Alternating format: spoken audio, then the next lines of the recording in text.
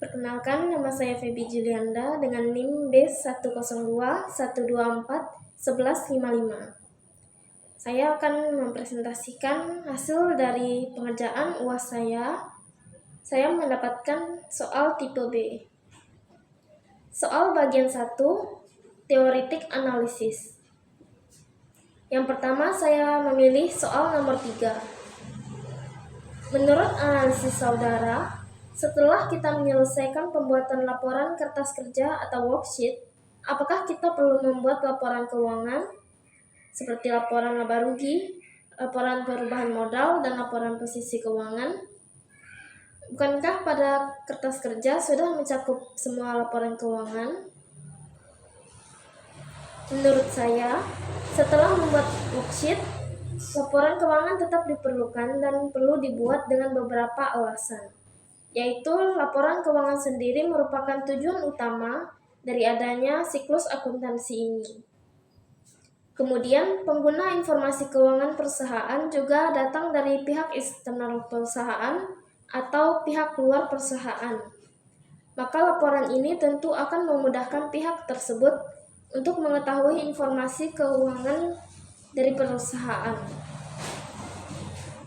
Kemudian yang kedua, saya memilih soal nomor 4. Coba saudara analisis ketika perusahaan memutuskan menggunakan metode perpetual dalam pencatatan laporan keuangan akuntansinya, apakah perusahaan perlu melakukan perhitungan fisik di gudang pada saat menyajikan laporan di akhir periode, dan mengapa?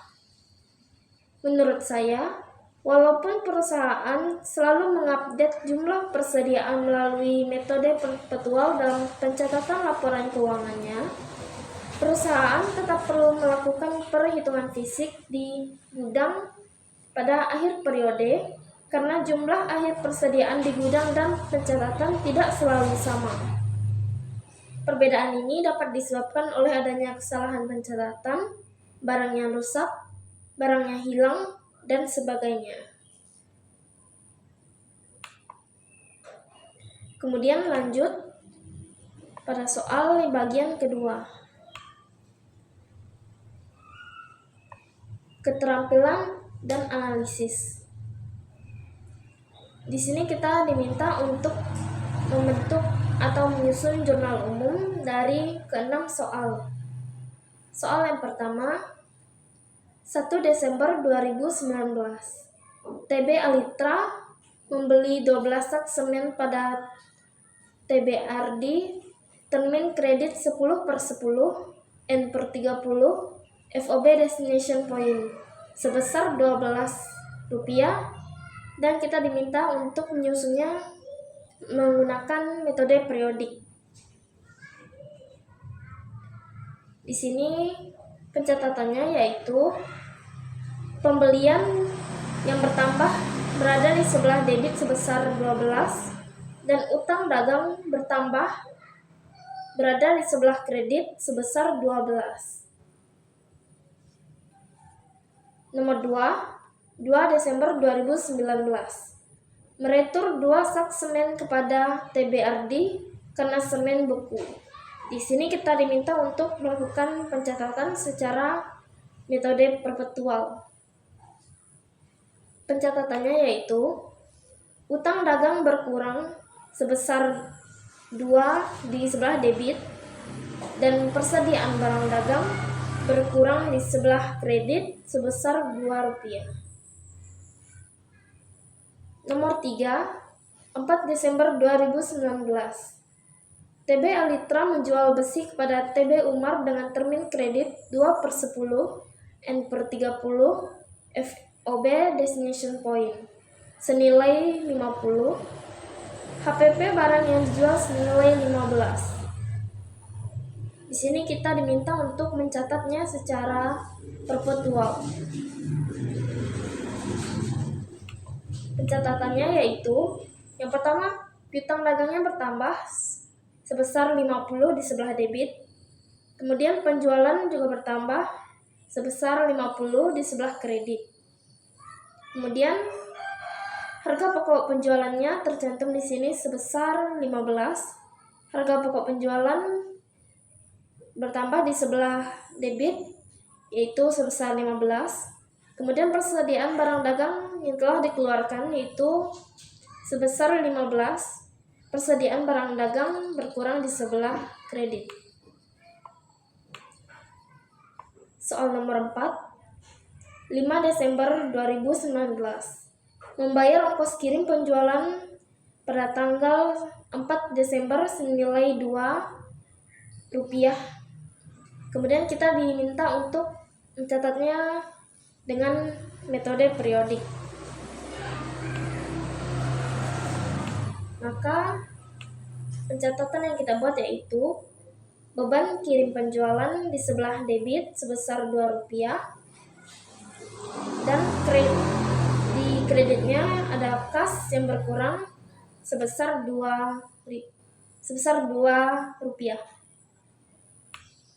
Kemudian soal nomor 5, 6 Desember 2019. Melunasi pembelian semen tanggal 1 Desember dan kita diminta untuk menyusunnya dengan metode perpetual.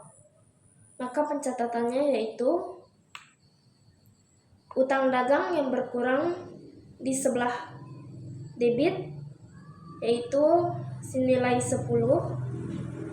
Sini sudah berkurang dari yang awalnya 12 menjadi 10 karena adanya retur.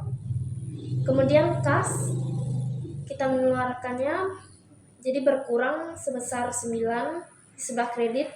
Kita juga tidak membayar full 10 karena masih mendapatkan diskon karena membayar di dalam masa yang mendapatkan diskon pembayaran.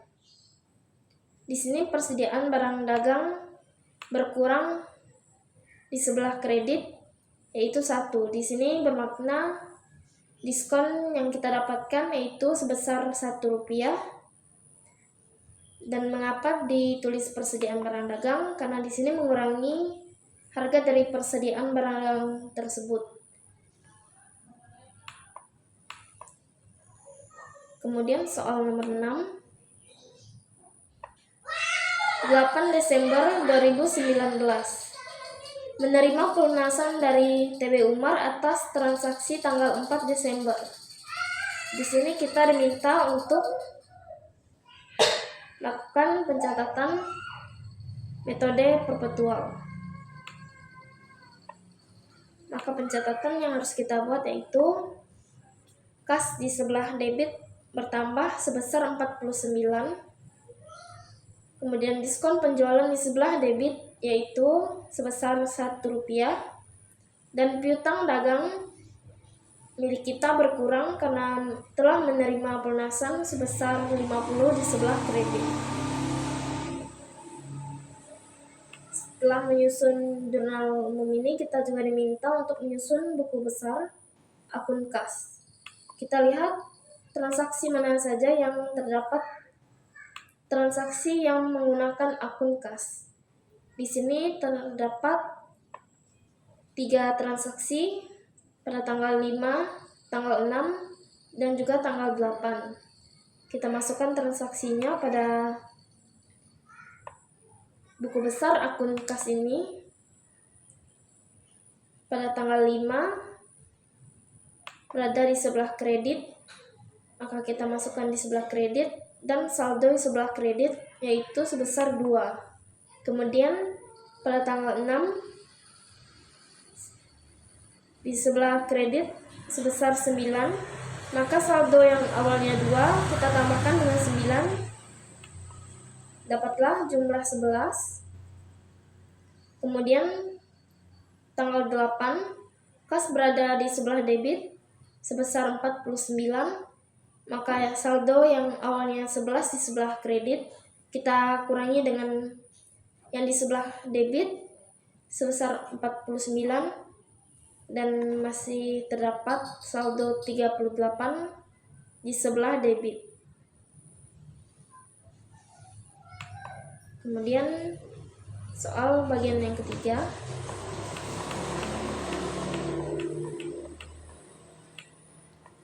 yaitu keterampilan analisis. Di sini kita diminta untuk menyusun jurnal penyesuaian metode perpetual. Yang pertama, peralatan kantor dibeli pada tanggal 1 September 2018. Estimasi masa pakai 6 tahun. Nilai sisa Rp0, metode garis lurus.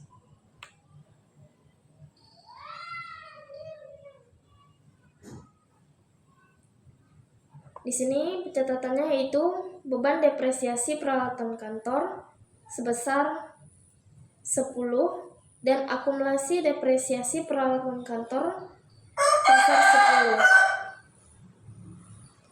10. Yang beban bertambah di sebelah debit dan akumulasi depresiasi peralatan kantor karena mengurangi harta, maka ia berada di sebelah kredit.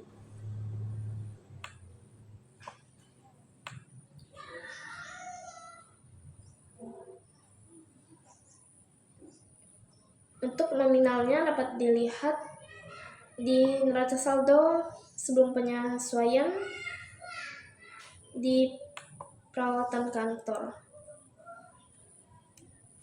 yaitu sebesar 60.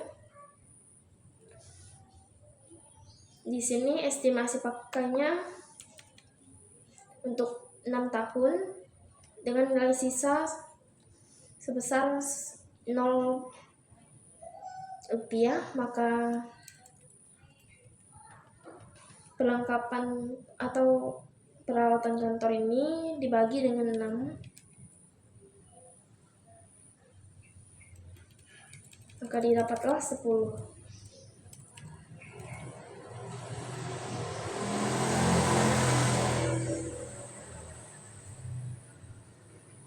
Kemudian yang kedua,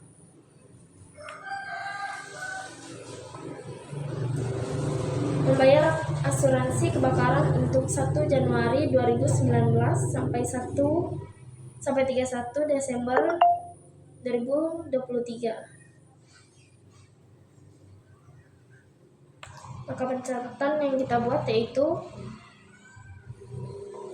beban asuransi berada di sebelah debit bertambah sebesar 10, kemudian asuransi dibayar di muka berkurang sebesar 10 di sebelah kredit.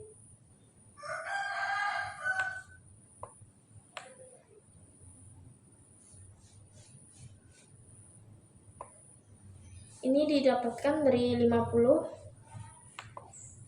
Asuransi dibayar di muka di neraca saldo sebelum penyesuaian itu untuk 5 tahun. Jadi dibagi 5 karena masa pakainya 5 tahun, dapatlah 10. Kemudian yang ketiga, perhitungan fisik perlengkapan 31 Desember 2019, saldo akhir sebesar 25. Ini untuk tambahan. Jadi nomor 3 ini pencatatannya, beban perlengkapan toko sebesar 15 bertambah di sebelah debit, kemudian perlengkapan toko sebesar 15 berkurang di sebelah kredit. Ini juga dikurangi dari neraca saldo sebelum penyesuaian dan setelah perhitungan fisiknya.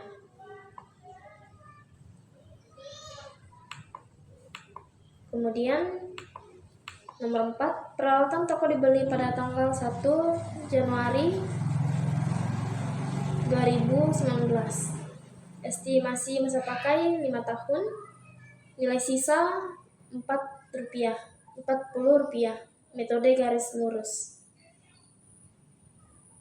Di sini pencatatannya yaitu beban depresiasi peralatan toko bertambah di sebelah debit sebesar 20, kemudian akumulasi depresiasi peralatan toko karena dia mengurangi harta, dia berada di sebelah kredit sebesar 20.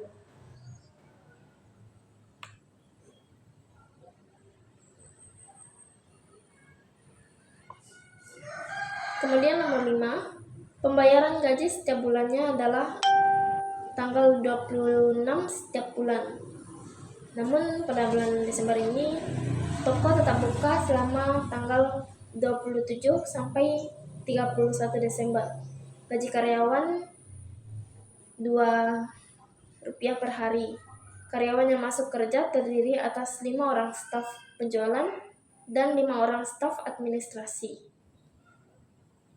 Jadi untuk menghitungnya yaitu yang 5 orang staf penjualan, 5 kita kalikan dengan 2 yaitu 10. Kemudian kita kalikan lagi dengan 5 hari masa kerjanya, jadi dapatkan 50. Kemudian 5 orang staf administrasinya juga sama, jadi dapatkan 50. Jadi pencatatan yang kita buat, beban gaji penjualan bertambah di sebelah debit sebesar 50, beban gaji administrasi bertambah di debit sebesar 50, dan utang gaji di sebelah kredit bertambah sebesar 100. Kemudian yang nomor 6, tagihan listrik, air, dan telepon bulan Desember baru diterima di awal bulan Januari 2020. Total tagihan Rp8 dan dialokasikan ke toko sebesar 50% dan kantor 50%. 50% dari 8 yaitu 4. Maka pencatatannya yang kita buat itu beban listrik, air, telepon toko sebesar 4 di sebelah debit, beban listrik, air, telepon kantor sebesar 4 di kredit, dan beban yang masih harus dibayar bertambah di sebelah kredit yaitu sebesar 8. Kemudian nomor 7, utang bank dengan BNI untuk modal kerja dengan bunga 30% per tahun selama 5 tahun. Pinjaman cair pada tanggal 1 Mei 2019. Cicilan pokok dan bunga dibayar setahun sekali.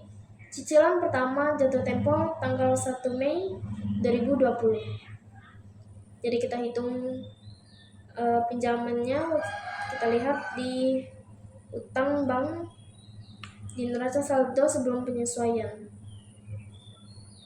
itu sebesar 30. 30 kita kalikan dengan 30%, kemudian 30% dibagi dengan 5 tahun, kemudian kita bagikan per bulannya, maka didapatlah cicilannya yaitu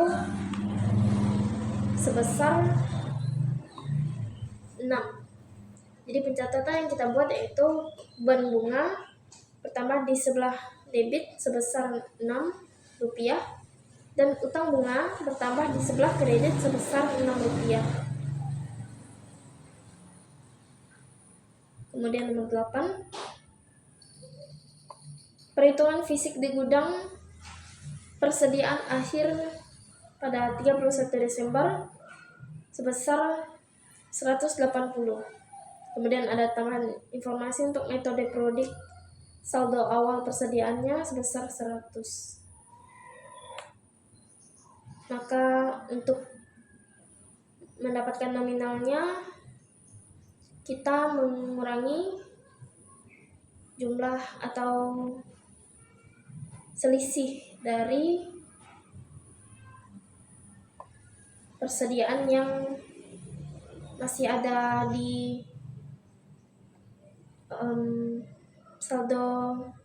neraca saldo sebelum penyesuaian dan perhitungan fisik di gudang. Di sini di neraca saldo sebelum penyesuaian terdapat 230, sedangkan setelah dihitung fisik hanya tersisa 180. Maka yang di pencatatan harus kita kurangi sebesar 50. Jadi pencatatannya, harga pokok penjualan berada di sebelah debit sebesar 50 dan persediaan barang dagang sebesar 50 di sebelah kredit. Kemudian kita jumlahkan nominal-nominal dari semua transaksi ini dapatlah di sebelah debit 219 dan di sebelah kredit juga sama 219. Kemudian dengan soal yang sama kita diminta untuk menyusun jurnal penyesuaian metode periodik. Untuk semuanya soal dari nomor 1 sampai nomor 7 itu catatannya tidak ada perbedaan, hanya ada perbedaan di nomor terakhir, yaitu perhitungan fisik persediaan barang dagang di gudang. Jika tadi hanya terdapat harga pokok penjualan dan persediaan barang dagang, namun yang di metode periodik terdapat tambahan.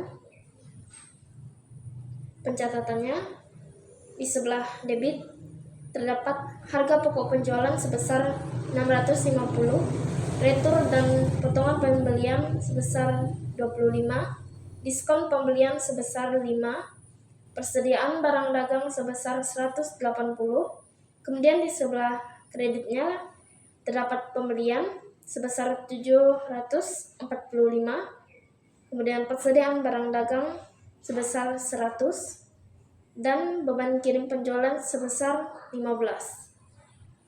Harga pokok penjualan terdapat di neraca saldo sebelum penyesuaian, retur dan potongan pembelian juga, diskon pembelian juga sama. Kemudian persediaan barang dagang di sini kita ambil yang setelah perhitungan fisik. Kemudian pembelian kita ambil dari neraca saldo sebelum penyesuaian. Persediaan barang dagang yang di sebelah kredit kita ambil dari hasil neraca saldo sebelum buku besar di awal. Kemudian beban kirim penjualan kita ambil dari neraca saldo sebelum penyesuaian.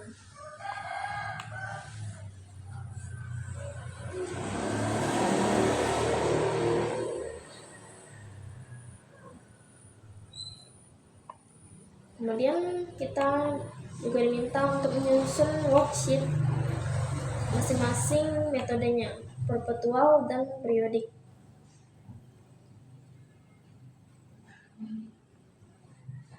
Untuk di kertas kerja ini hanya perlu kita sesuaikan, baik itu perpetual dan periodik, cara mengerjakannya sama. Kita pindahkan semua akun-akun yang ada di daftar saldo sebelum penyesuaian dan dengan nominalnya. Kemudian kita masukkan nominal penyesuaian. Kemudian daftar saldo setelah penyesuaian kita sesuaikan dari daftar saldo sebelum penyesuaian. Jika tidak ada angka yang terdapat di penyesuaiannya, maka kita tinggal memindahkan. Jika ada angka, contohnya di persediaan barang dagang, daftar saldo sebelum penyesuaian terdapat 230 di sebelah debit, kemudian penyesuaiannya 50 di sebelah kredit, maka debit ketemu kredit dikurangi dan dapatlah 180 di sebelah debit di daftar saldo sesudah penyesuaian. Disesuaikan hingga semua akunnya. Kemudian di laporan laba rugi kita ambil nominal dari akun penjualan hingga selesai, dan laporan posisi keuangan kita ambil dari akun kas di BNI sampai akun dividen. Kemudian kita juga diminta yang terakhir untuk membuat laporan keuangan. Yang pertama ada laporan laba rugi. Dari pendapatan kita menambahkan nominal penjualan di sini. Kemudian kita kurangi dengan retur dan potongan penjualan. dikurangi diskon penjualan, maka didapatlah penjualan bersih. Kemudian dikurangi harga pokok penjualan, didapatlah laba bruto atau laba kotor. Kemudian kita tambahkan semua beban usaha. Hasilnya kita kurangi dengan laba bruto, maka didapatlah laba bersih. Di sini didapatkan nominal sebesar 811.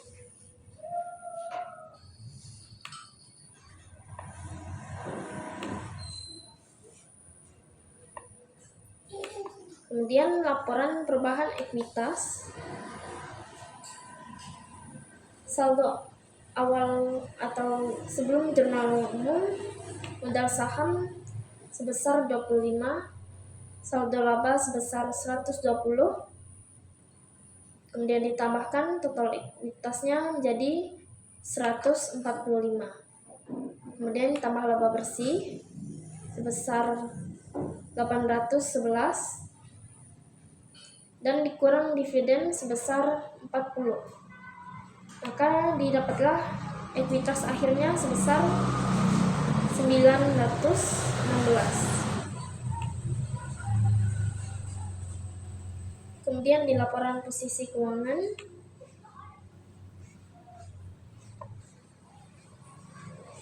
yang sebelah aset atau sebelah aktiva terdiri atas aset lancar, yaitu dari akun kas hingga akun perlengkapan toko. Nominal-nominal ini dapat diambil dari worksheet. Kas di BNI sampai perlengkapan toko, nominalnya langsung disalin. Kemudian aset tetap, peralatan toko, hingga akumulasi depresiasi peralatan kantor. Dijumlahkan, maka dapat total aset sebesar 1080. Kemudian liabilitas lancar diambil dari utang dagang hingga utang bunga, dan liabilitas jangka panjang yaitu utang bank sebesar 24. Dan kemudian ekuitas yang terakhir sebesar 916 ditambahkan juga, dan yang terakhir liabilitas ditambah dengan ekuitas, maka didapatlah hasil 1080 dan hasilnya sama dengan total aset. Tambahan untuk yang worksheet sebelumnya, untuk mengetahui hasil dari pengerjaan ini kita mendapatkan laba atau rugi, yaitu dilihat dari selisih antara beban dan pendapatan. Jika nominal yang ada pada kredit lebih besar daripada di debit, maka kita mendapatkan laba. Begitu juga sebaliknya, jika di sebelah debit lebih besar daripada kredit, maka mendapatkan rugi. Untuk kasus ini, di kredit lebih besar, maka laba bersih yang didapatkan oleh perusahaan. Sekian penjelasan dari saya. Mohon maaf atas kurang lebihnya. Terima kasih.